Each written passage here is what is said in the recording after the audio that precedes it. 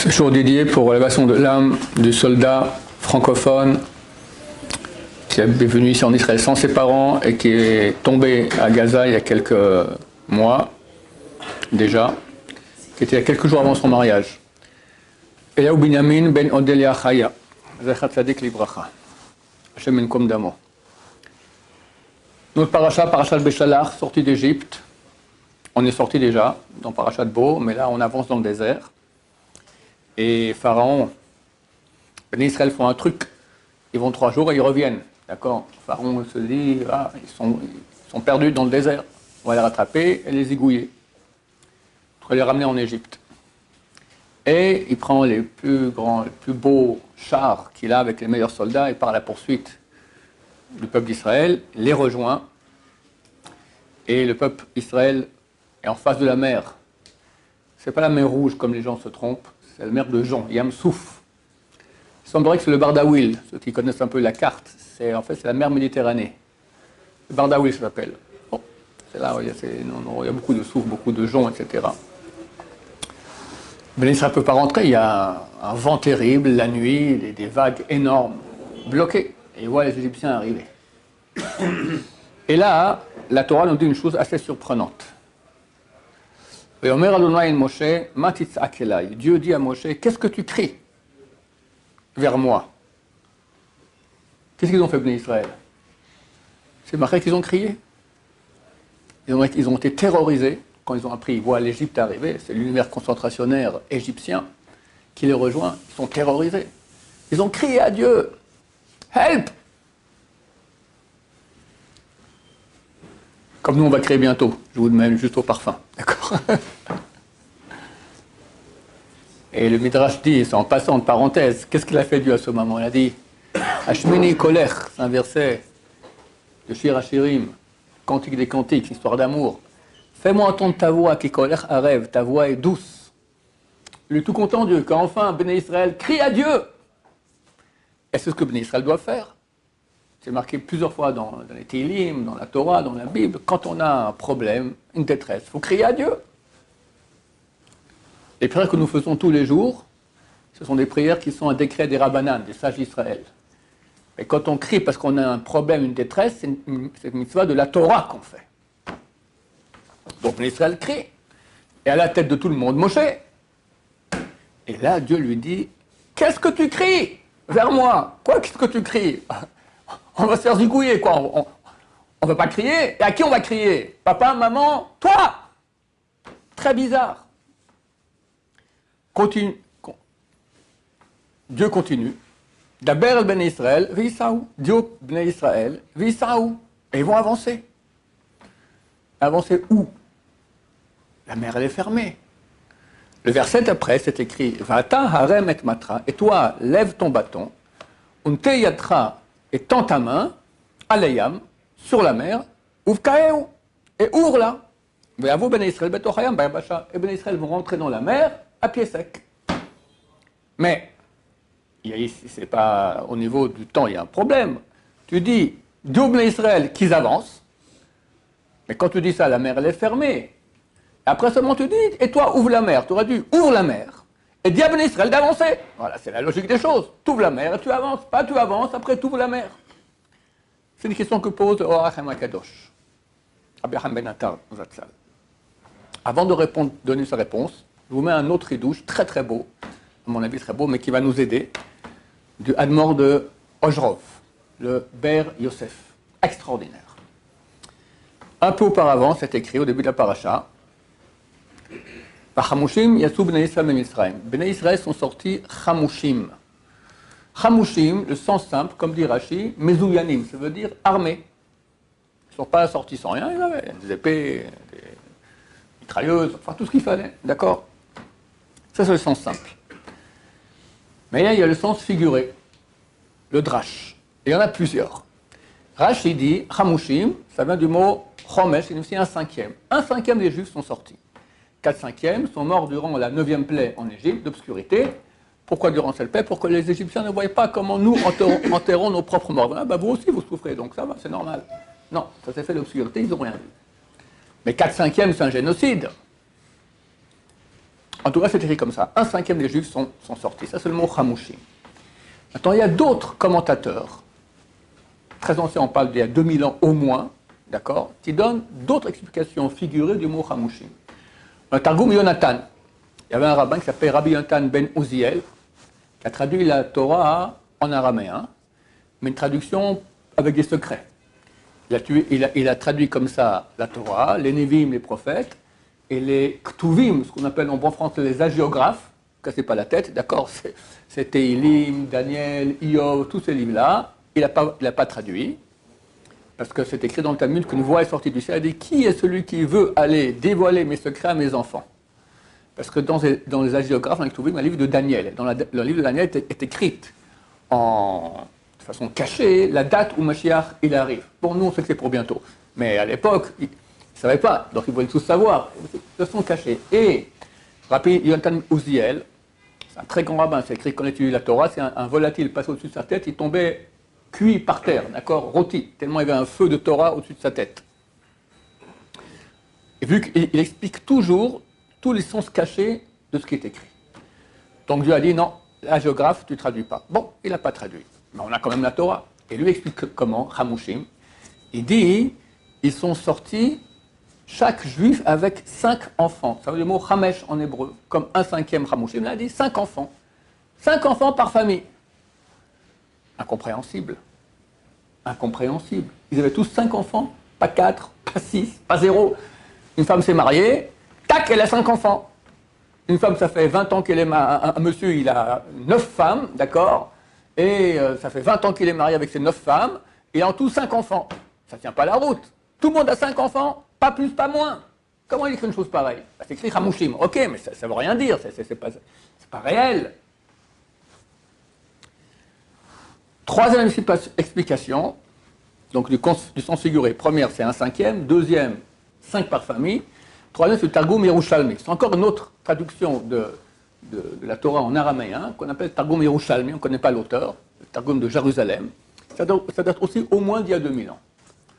Et lui, il dit, ils sont sortis, Hamushim, on a expliqué le sens simple, c'était armé de beaucoup de mitzvot. Et plein de mitzvot.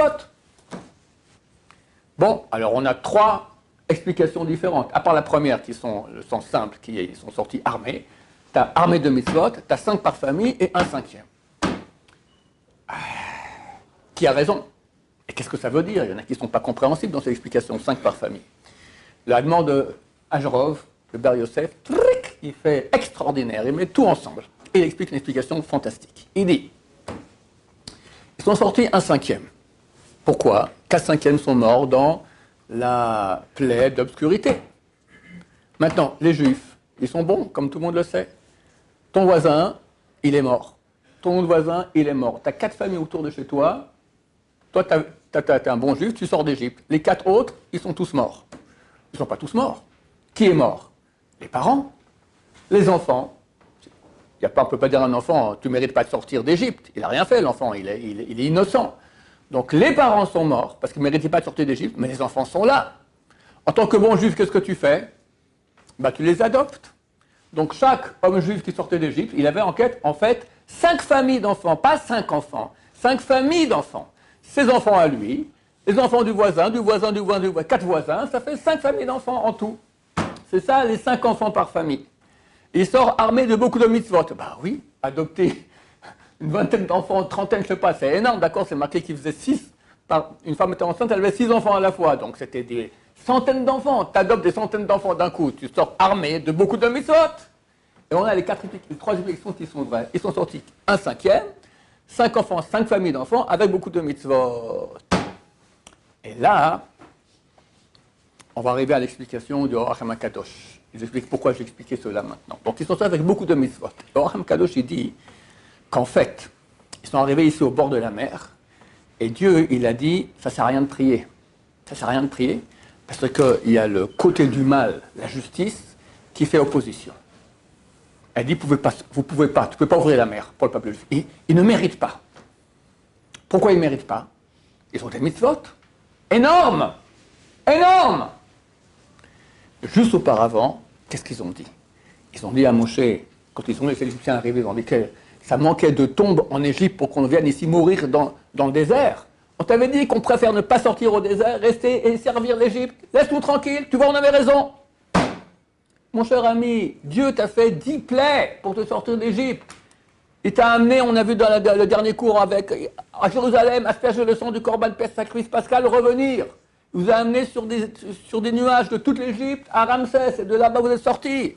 Tu as fait des miracles fantastiques. Tu dis quoi? Tu veux revenir en Égypte? Elle est où ta émouna, ta foi en Dieu? Le mal, la justice dit à Dieu, il ne mérite pas. Il ne mérite pas.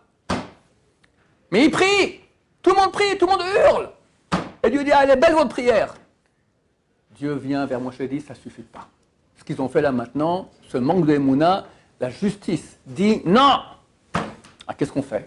Il faut faire un acte de foi en Dieu qui va contrebalancer le manque de foi qu'il y a eu. Vous allez rentrer dans la mer fermée. Mais c'est en pleine nuit, il y a des vagues, la mer, on va couler. Rentrez!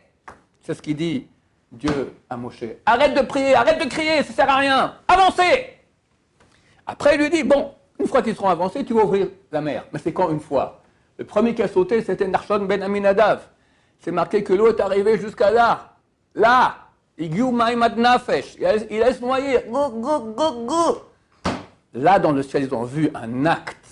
Et il n'est pas tout seul, les Israël vont derrière lui. Avec les petits-enfants, on va tous se noyer. Eh bien, tant pis, Dieu a dit, on y va. C'est un acte de foi, de don de soi tellement énorme pour Dieu. Là, les forces du mal ont dit, là, c'est bon, on n'a plus rien à dire. Ouvrez la mer. Et on est passé. Donc, bien qu'on avait des mitzvot énormes, il fallait de la foi.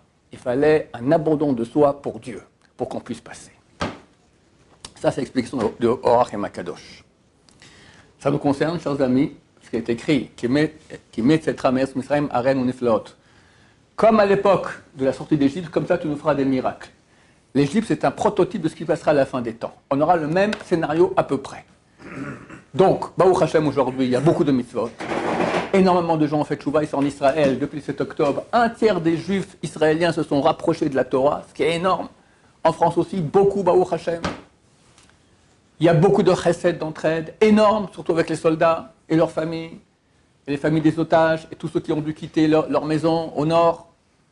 Donc beaucoup de chesed, beaucoup de prières, beaucoup de Torah, fantastique. Mais il faut une foi, un abandon de soi pour Dieu. Et là, je reviens aux paroles de ce grand rabbin, qui est à mon avis le plus grand rabbin du monde, j'en ai parlé hier. Il a dit que bientôt il y aura des missiles partout. En Israël, on rentre en guerre. Et ce ne sera pas mieux dans le monde.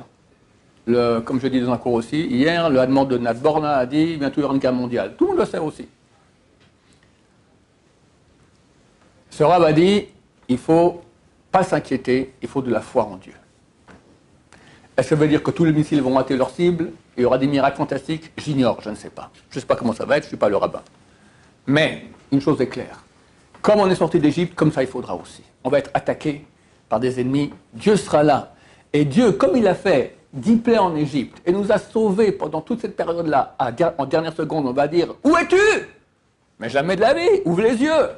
Nous, on n'a pas 10 plaies, on a 3300 ans où Dieu est avec nous. On a réussi à pourfendre tous les exils. Chaque génération, comme on dit le soir de Pessah, chaque génération, quelqu'un se lève pour nous anéantir.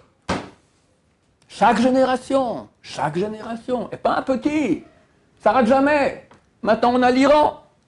L'Iran, comprenez que ce n'est pas l'Iran. C'est l'Iran, la Syrie, l'Irak, le Liban, les Houthis, d'accord? Tout ça autour de nous. Un petit pays de rien. Ils ont bientôt la bombe atomique. Ils ont des milliers, des centaines de milliers de missiles. Et avant, Hitler, et à son époque aussi Staline, et la Russie rouge, et chaque génération, quelqu'un s'est levé, il a mis dans son programme la fin du peuple juif. Et lui a disparu, et nous on est là. Alors on va oublier, non mais t'es amnésique. Dieu t'a aidé pour les 10 plaies, maintenant tu dis on veut rentrer en Égypte. Au contraire, abandon de soi. L'épreuve, elle est pour les semaines à venir. Je vous dis, confiance en Dieu, prier à Dieu, crier à Dieu, mais avoir confiance en Dieu. Parce que Dieu ne nous a pas ramenés en Israël, maintenant on a à peu près la moitié du peuple juif, identifié en tant que juif. Il y en a beaucoup qui sont assimilés, on ne sait même plus qui sont juifs, mais identifié en tant que juif, la moitié déjà en Israël. Dieu ne nous a pas ramenés en terre d'Israël après 3300 ans pour, boum, qu'on disparaisse. C'est pas logique. Donc regarde en arrière, comprends que Dieu t'a toujours aidé. Maintenant, c'est l'épreuve de la fin. Comme là-bas, il faut faire des actes. Parce que le côté du négatif, il dit non, n'amène pas le Mashiach, n'amène pas la Géoula. Il est là. Le côté négatif, la justice, elle dit non. Donc on doit faire des efforts de foi en Dieu, de don de soi énorme. Et là, on verra des miracles extraordinaires. Baruch Adonai, l'olam, amen, amen.